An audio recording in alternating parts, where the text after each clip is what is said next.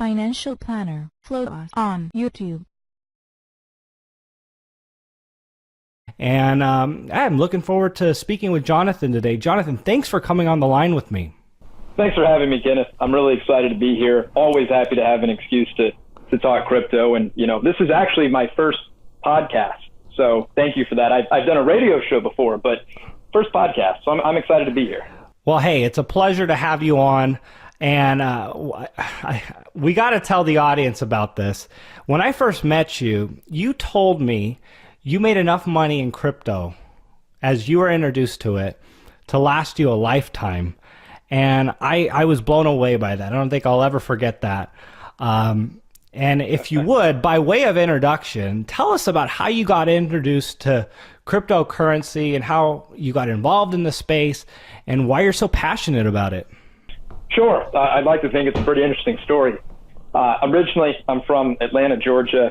Came to the University of Texas in 2008 for business school, got a degree in information systems, started working at DuPont, a chemical company, when I graduated doing corporate sales, and spent a few years there before realizing that the corporate life really wasn't for me. So I started looking for other jobs, and I ended up getting an email actually from the chapter advisor at the Sigma Chi fraternity at UT, where I had pledged as an undergrad, and he told me that since I had graduated, the chapter had actually grown to the point where the university was mandating that we have a live-in RA, a house dad, so to speak, to live here at the house full time and basically make sure that the guys don't burn the place down.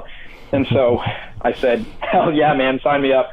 That sounds like a blast. And my whole family was just mortified that I'd be quitting a six-figure sales job to move back into an 80-year-old falling apart fraternity house. But I've always been of the opinion that you should think of your life as the story that you're writing. And I certainly didn't want the story of my life to read, and then he worked at a chemical company for 60 years and died. And I didn't really know where my life would go after that. I didn't really have a plan, but I thought, okay, at 25, quitting his cushy sales job to move back into a fraternity house at least sounded like the start of a very interesting story. So I came back here in June of 2015, and while the chapter doesn't pay me a salary, they do provide room and board, and I'm not a very materialistic guy, and I had a pretty cushy savings from my few years at DuPont. So I had all the time in the world to myself, and so I just started digging into things that interested me, and I really liked being the house dad. I loved being a part of the chapter. It made me the man that I am, and the ability to give back and mentor these young men and make sure they maximize their time here at UT. And well, anyway, it was something that I knew I wanted to do for a while, and in order to be here for them, I knew I had to make money from a computer somehow. I'd have to be here 24/7 up till 3 o'clock in the morning, 4 times a week, chaperoning mixers, putting out fires, metaphorically, sometimes literally. And so I did the first thing I do whenever I have a bunch of free time, and I went to the library and I just checked out a gigantic stack of books on just about anything that would interest me. And one of those books happened to be Digital Gold by Nathaniel Popper. And it's basically the story of how Bitcoin was created. And it reads like a thriller. I mean, it's a fascinating account of the history of this technology and all the major players that created it. And I have had a very fortunate life in that I happen to sort of be at the right place at the right time with the right knowledge, because I had just finished a book before that by my favorite economist, Nassim Taleb, called Anti-Fragile. And the concept of the book is that there are systems in life that, well, a lot of systems are fragile, where when you introduce chaos and volatility and uncertainty to these systems, it causes them to fail or break down or lose value. And you think of maybe a glass of fine china, a box of fine china. If you drop it, if you introduce chaos and uncertainty and volatility to that box of china, well, it breaks and the system loses value. And Taleb's concept of anti-fragility was such that if you had an anti-fragile box of china and you dropped it, the china would become stronger. And you can look at that concept play out in real life in very many different scenarios. The human body is a great example. Anyone who's had chickenpox as a child knows that once you've been exposed to the virus, your body learns how to create antibodies. And once you've had chickenpox, you never get it again. What doesn't kill you makes you stronger. Sure. Same thing with lifting weights, or if an earthquake decimates a bridge, ideally the city comes back and builds it even stronger than it was before. And after I'd read that book and I was reading Digital Gold, and I was reading about all these terrible things that had befallen Bitcoin, and at the time, in late 2015, we were just finishing off a rather brutal 2-year bear market, which saw the value of Bitcoin fall from an all-time high of about $1,100 down to a floor of about $200. And again, I was very fortunate to find it when I did, because when I discovered Bitcoin, it had, in about December of 2015, it had just turned around and gone from 200 to 400 in the span of a couple of weeks. And I wasn't the world's best trader, but I knew a trend reversal when I saw it.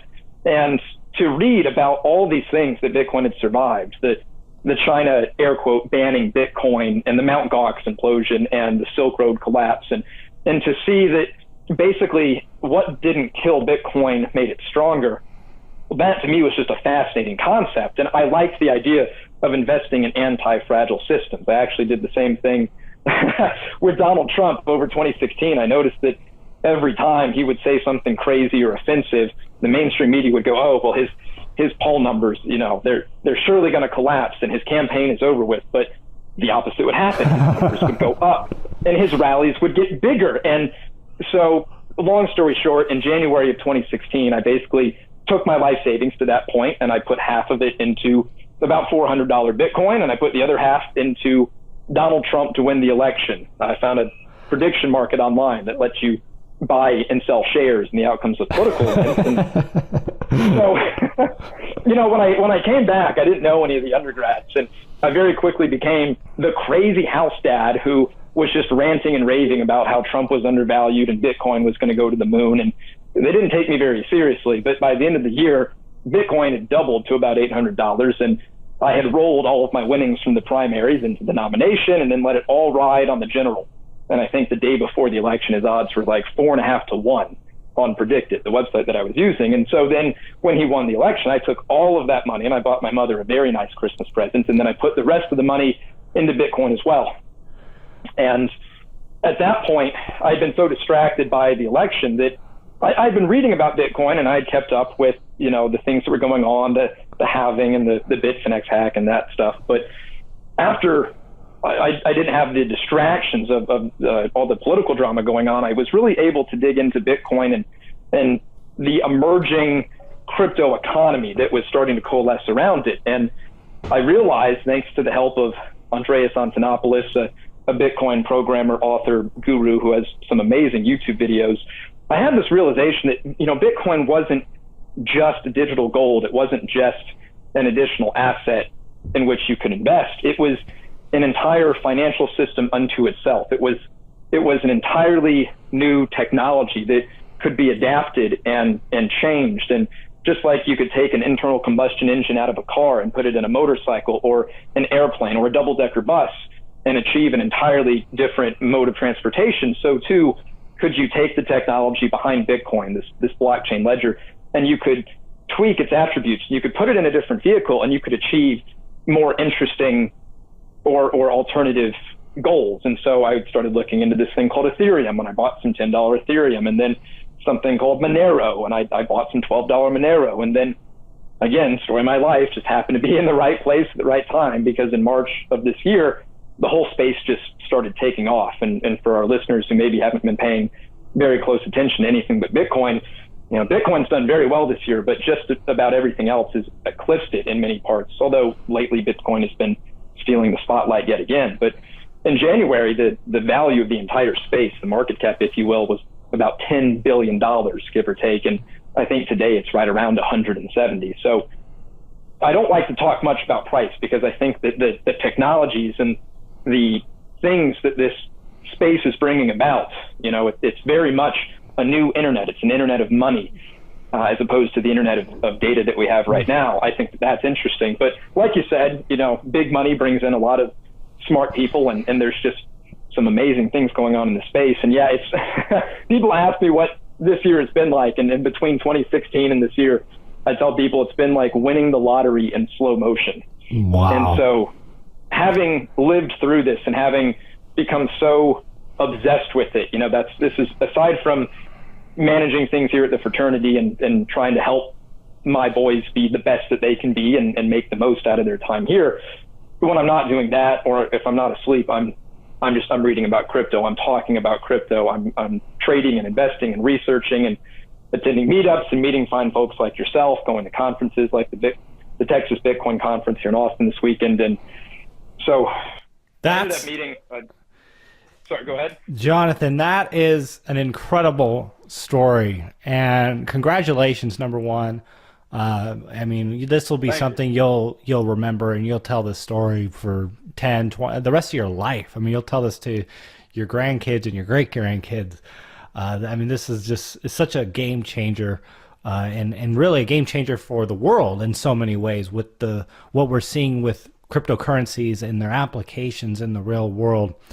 All right, so we talked about how you got involved in cryptocurrency. I want to get your thoughts on where we're at right now with Bitcoin, and then I do want to get into some of the implications of blockchain and how it applies to, where the world of finance is going. And obviously, you're starting a cryptocurrency hedge fund, so there's a lot of things I want to talk about that relates to that. But on Bitcoin news right now. We had the Bitcoin Cash hard fork in August. It's a seemingly non-event. Bitcoin got even stronger, and everyone got this crypto dividend. And here we had the Bitcoin Gold hard fork, and it seems like everyone was just waiting to dump it. Everyone wanted to pile into Bitcoin just so they can get this hard fork cryptocurrency, and it seems like they're just dumping it. And I'm wondering if that's just becoming the norm here, if Bitcoin's just getting stronger with these hard forks and people are just going to continue to disregard them as they come, or do you see something different, especially with what we got here in mid-November with SegWit 2X? They're excellent questions, and it's a great example of just how quickly the space moves and all the fascinating things that are going on. And one of the things I like to tell people, especially because, like you said, I am starting a crypto asset hedge fund with a good friend and local Austinite, Frank Jew. We met on a cryptocurrency web forum back in March when we were trying to see if there was anyone we knew in person in the city who wanted to talk about this stuff. And we had been managing money for friends and family and had been doing well enough to where they just kept referring other friends and family to us. And we said, well, look, we could do a lot of good for a lot of people, and we know this market very well, and we want to help people make money while we make money. So that's where we are now. But as far as the hard fork goes, like I tell my investors, I don't like to impose my will on the market. I'm not one to tell people, well, I know what's going to happen, or this is how things should be. My strategy is simply to kind of watch what happens and try to figure out what's going on. And a lot of people like to be consistent in their opinions or to have a very set idea of something. And I mean, I change my ideas and opinions all the time. So at this point, I'm sort of in watch and see mode, because when the Bitcoin Cash hard fork was coming up in August and the market really started to turn down, people were very, very bearish. And as we saw, like I was saying earlier, what doesn't kill Bitcoin makes it stronger. And I think that's exactly what had happened. That you had this very philosophically divided community where one part wanted to go with core and the other part wanted to go with the Bitcoin Cash bigger blocks guys. And I think it was very healthy for the ecosystem that instead of spending more time fighting each other, well, you guys can take some Bitcoin code and make your own modifications and create your own chain. And if the market supports that, well, there's your answer. And I think I like to see that. A lot of people get concerned with the short-term price action and, is there going to be a lot of FUD before the fork, or is this going to, cause prices to dip or whatnot? Well, traditionally, the times leading up to forks tend to be, from what I've seen, a pretty good buying opportunity as the fear and the doubt tends to freak the weak hands out and they sell. And then, like we saw right before Bitcoin Cash, the market just bounced right back after the fork happened. I think these things are healthy for Bitcoin. I'm not very interested in many of the forks. I thought Bitcoin Gold was going to be a flash in the pan, and that seems to be what has happened. And time will tell with 2X. It looks like with Bitcoin Cash, there was a very clear-cut divide where they were happy to sort of take their ball and go play a different game. And with 2X, it doesn't seem to be the same way. This seems to be a fight for the name behind Bitcoin. And obviously, there's a lot of value in having the name and the reputation and the BTC ticker. From what I've seen, there's a lot more ground root support for what we could call BT1 or Bitcoin Core or Bitcoin as it exists today.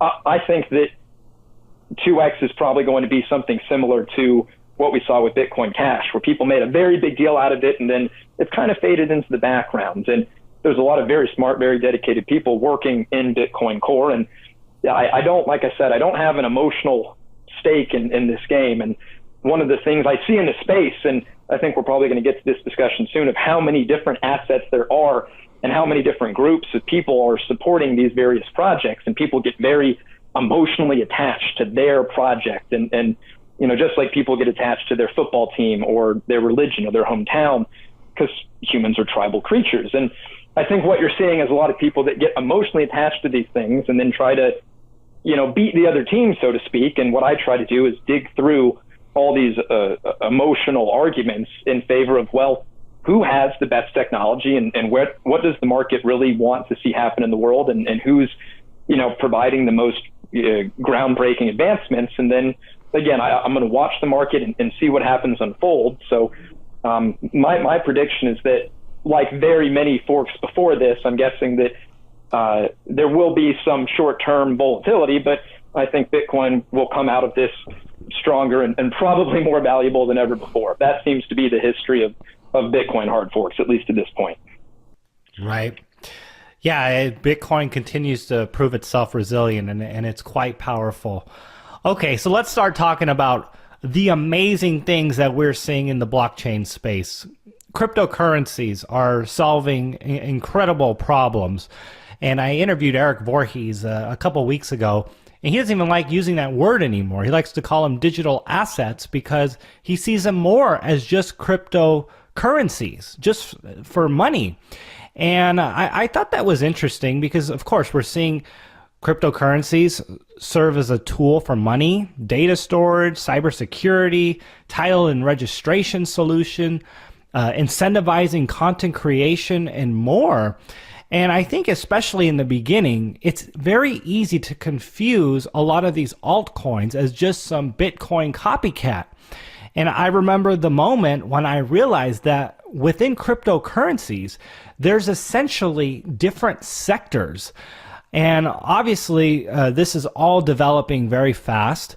And I guess by way of just to kick this conversation off, how big of a deal is blockchain as a more general application for the future in just sectors across the board?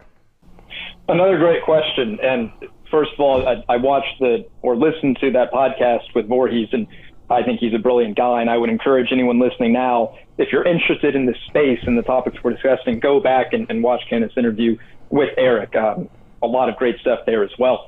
And I would agree with him. I think that at this point, the word cryptocurrency itself is an anachronism, because while Bitcoin was created to be a peer-to-peer digital cash system, the vast majority of, I like to use the word crypto asset. I stole that from Chris Berniski, and I've actually been reading his book that just came out called Crypto Assets. It's a fantastic guide to anybody looking to invest in the space. Yeah, I would agree that you do have some similar assets. Litecoin is a very good example, that it's basically a copy paste of Bitcoin with some minor modifications. But the vast majority of assets in the space really aren't currencies. So crypto assets or digital assets, I think, is much better nomenclature.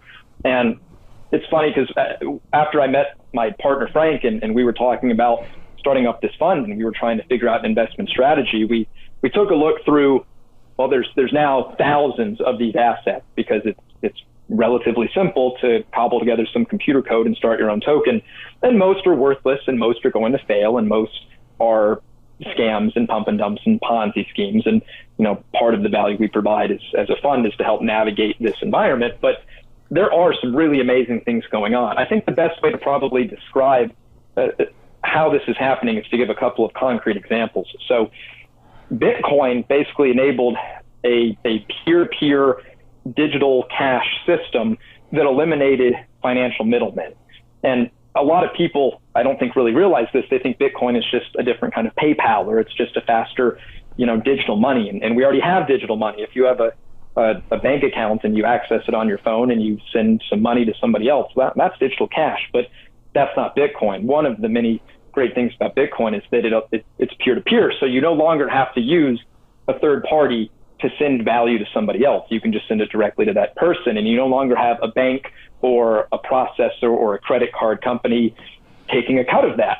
And so the second largest crypto asset by network value at this moment is an asset called Ethereum. And Ethereum uses the blockchain ledger, a way of keeping track of who has how much value in the system and the ability to send money or send value on a peer-to-peer basis.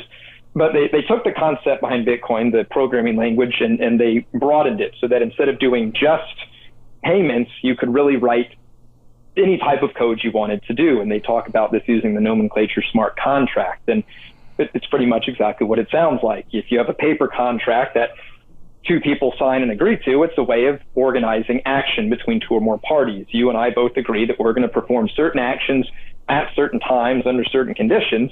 And then, well, we sign it, and we both hope that we end up keeping up both ends of the bargain. But what happens if I decide, say, to sell you my car, and then I give you the keys, and I expect you to make monthly payments, and then you never send the money? Well, I probably have to go bring in a third party. I have to take you to small claims court or hire a lawyer or a debt collector, or I have to get some type of third party there to enforce that trust. And what Ethereum does is it takes that contract and it turns all of those stipulations, it turns the agreement into computer code, an if-then statement. If this happens, then do that. And when both parties agree to that smart contract and they sign with their digital signatures and submit that code to the network executes the code automatically. And by eliminating the need to have a third party enforce these contracts, the value that would otherwise be sucked out of that arrangement by this third party is kept between the people that are doing business with each other. And so there's a real value in eliminating these third parties and allowing people to send value and to do business peer-to-peer. And we're just starting to see some of the implications of that, because what Ethereum is allowed to happen is for all these other teams, tech startups basically, that instead of going to Silicon Valley and begging VCs for capital, instead of going the traditional route through Wall Street, teams can simply build a project on top of Ethereum, just like you could create a website based on the infrastructure that underlies the internet, like the TCP IP protocol. And these teams are now making all these different projects based on these smart contracts that, like you mentioned, everything from prediction markets. Like I used to bet on Donald Trump on Predicted and predict it as the third party who would basically match someone like me that wanted to bet for Trump with somebody else that was betting against Trump. And for bringing these people together, they would take a large chunk of our profits. Well, there are projects like Augur or Gnosis that are trying to create a decentralized version of that, where that value, instead of going to a third party, would be kept within the network participants. And if you can creatively structure the correct incentive system, you can have these self-sustaining ecosystems that perform all the functions that many of the third-party companies or corporations are doing today. But instead of having them suck away a large part of that value, it's kept within the participants themselves, and in fact helps to incentivize them to participate and strengthen the network accordingly. And it's a very much a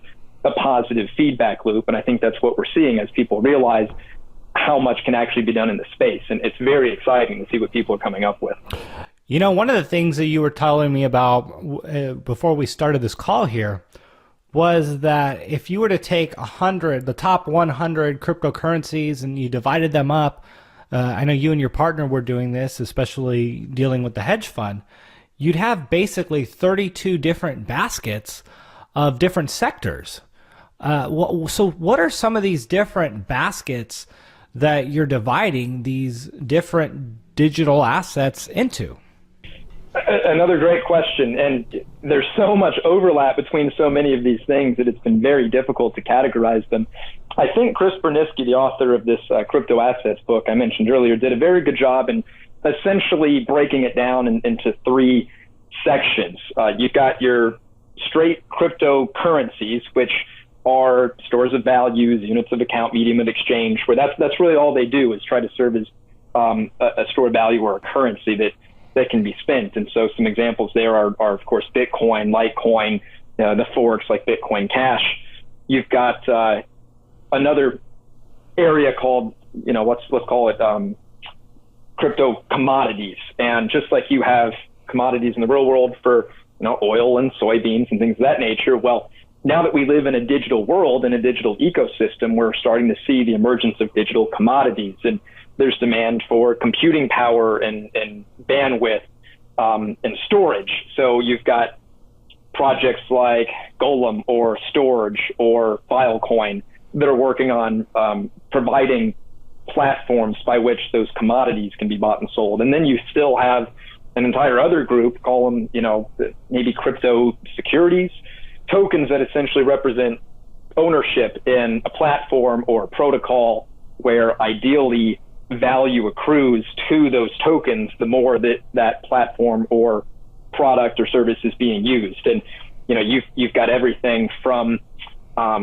gambling to gaming and virtual reality, lending, finance, lines of credit, advertising, conditional payment platforms, data immutability and asset tracking, auditing, decentralized exchanges, social media networks, ways to create your own custom token, insurance markets, and there's more coming out every day. There's a new ICO or there's a new project coming out, and one of my favorite analogies for this space is in Alice in Wonderland. There's a character called the Red Queen, and she's running as fast as she can, but because the environment moves with her, she never gets anywhere. And that's almost how you feel trying to keep up in the space where I'm spending 8 or 10 hours a day reading books and blogs and forums and message boards and Twitters and white papers. And the faster I run, it just seems like everything's moving just as quickly as I am. And it's very difficult to keep up here, especially given that, these markets trade 24/7, 365.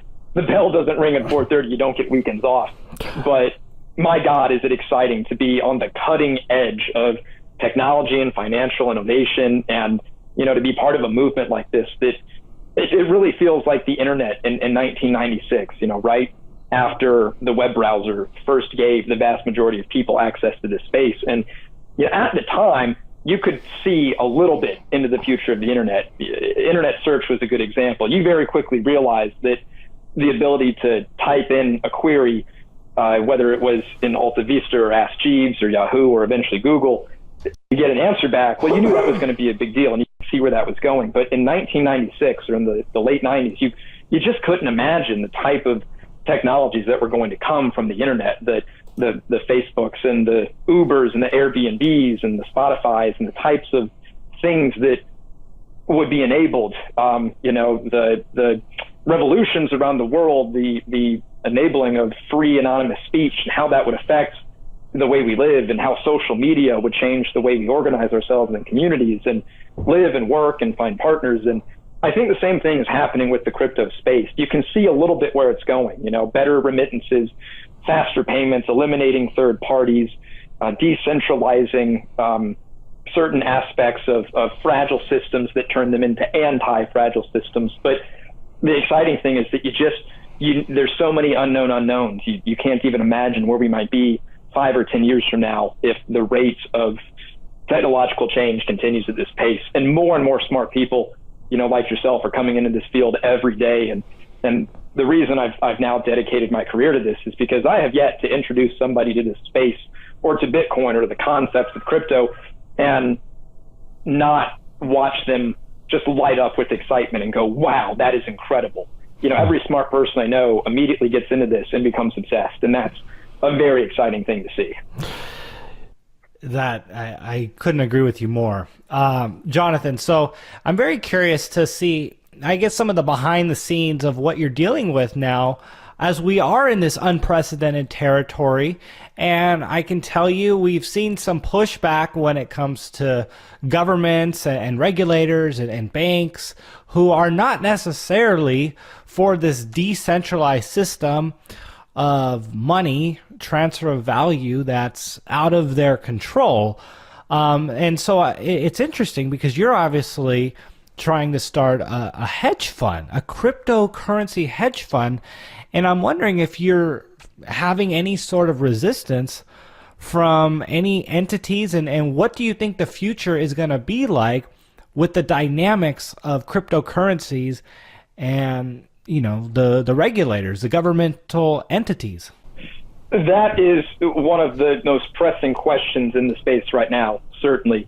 One of the more fascinating aspects of this space is that, Bitcoin got its start coming out of the cypherpunk movement. And it was this very niche collection of, very hardcore libertarian leaning ideologues who, were very much, into disrupting these systems. And I think that it's no coincidence that, the Bitcoin white paper was released as the global financial crisis was unfolding, and you really got to see why there was a need for these types of technologies. And so, having been born out of that sentiment, watching Wall Street and big money and institutions start to dip their toes in and become interested, and I think there is going to be something of a clash. And there's certainly, like we saw where Bitcoin really jumped onto the scene with the Silk Road, which was this, basically completely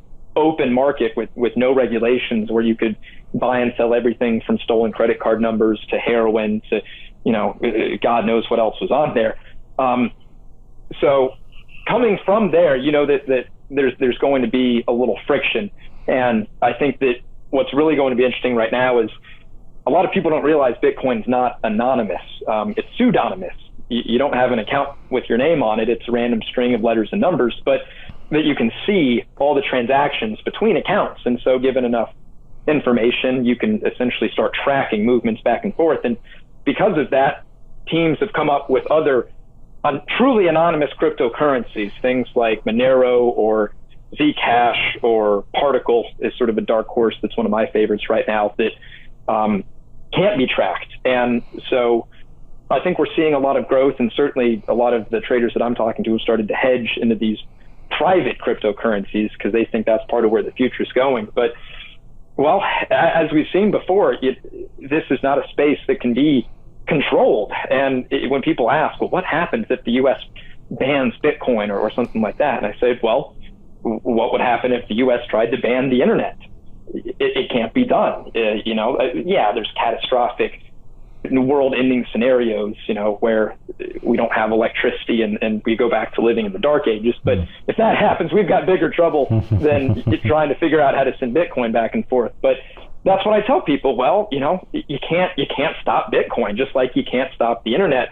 And I think that there's going to be a lot of drama in this space as corporations and Wall Street try to get involved and deal with playing in a sandbox that refuses to be controlled and corporatized and regulated. So personally, I think that the market would appreciate some regulation in the sense that markets like resolving uncertainty. And everybody, I think right now, is kind of looking around and holding their breath and waiting for the inevitable release from the SEC or the IRS on exactly how they plan to regulate the space. So in that sense, I think a little regulation would be welcome.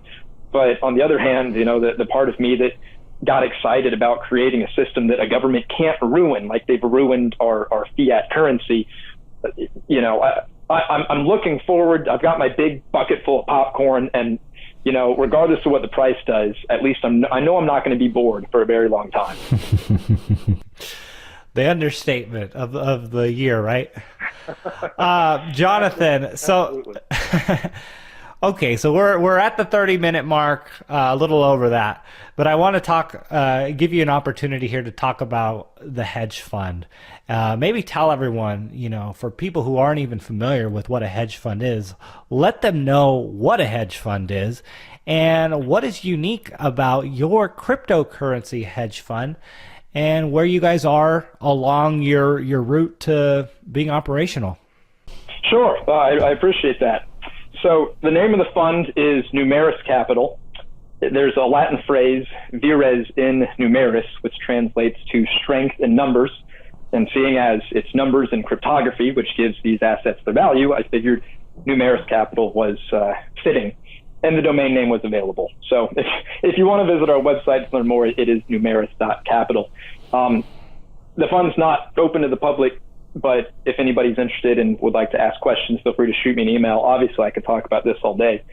The reason we started the fund was pretty simple. Like I said, I had met my partner back in March, and we're both obsessed with this space, and it's so difficult to invest here.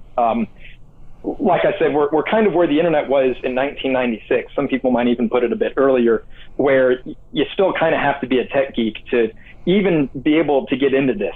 And there's companies like Coinbase, which have created great user interfaces and make it a lot simpler, maybe to buy the Bitcoins and the Ethereums of the world. But there's still so many dangers and pitfalls. So what we try to do is provide a way for people to invest larger sums of money into this space to where they can write us a check, and we do all the work of keeping up with the markets and trading and investing and protecting their capital. I tell people that, you shouldn't invest more into this space than you can afford to lose. Bitcoin is the oldest of these assets, and it's not even a decade old.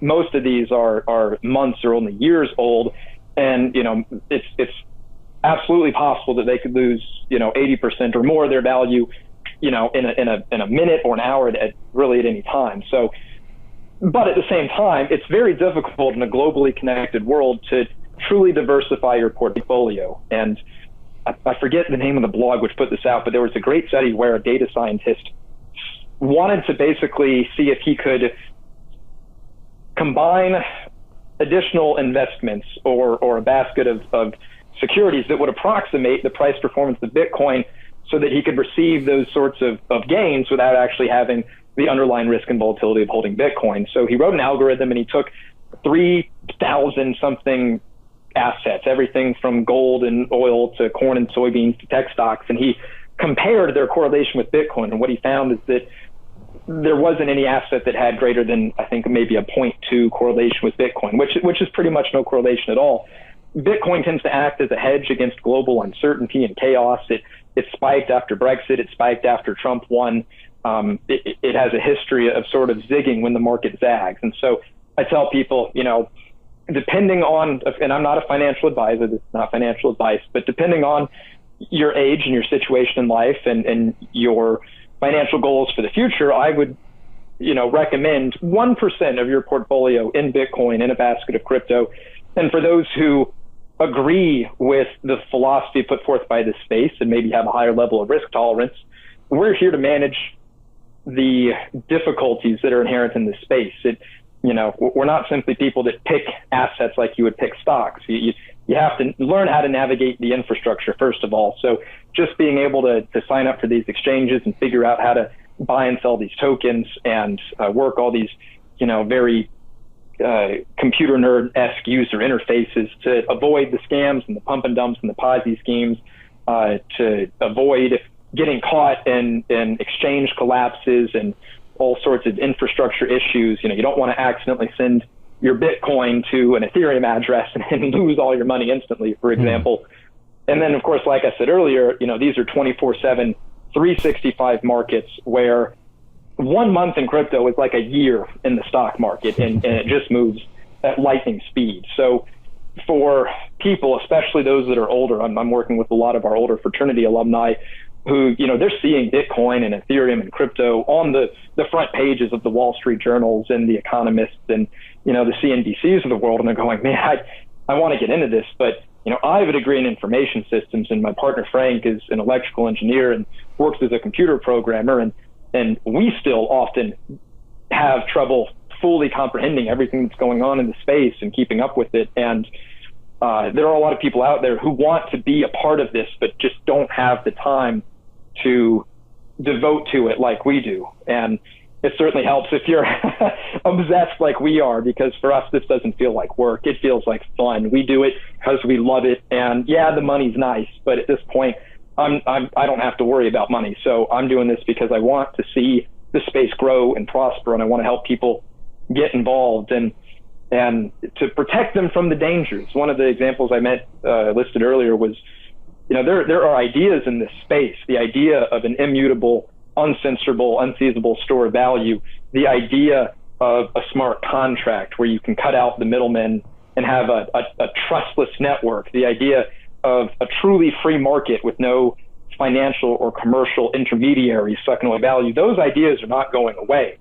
But just like we saw internet search go from Alta Vista to Ask Jeeves to Yahoo to Google, and just like we saw social media go from LiveJournal to Zynga to MySpace to Facebook, there's a very in my mind, a very strong possibility that these ideas will change vehicles probably multiple times before they end up in maybe not a permanent iteration, but maybe a more long-lasting example. So it's difficult for me to tell people that either don't have the capital to invest in our fund or the time to stay up with the space. They say, well, if I just buy Bitcoin and hold on to it for 10 years, I'll be okay, right? And well, right now in 2017, I would think yes. But if you had bought, if you had bought into MySpace and then thought, oh, I'll just hold on to MySpace for a decade, well, you wouldn't have done so well. And that's part of the service that we provide, is to help make sure that as this space evolves, that we evolve along with it.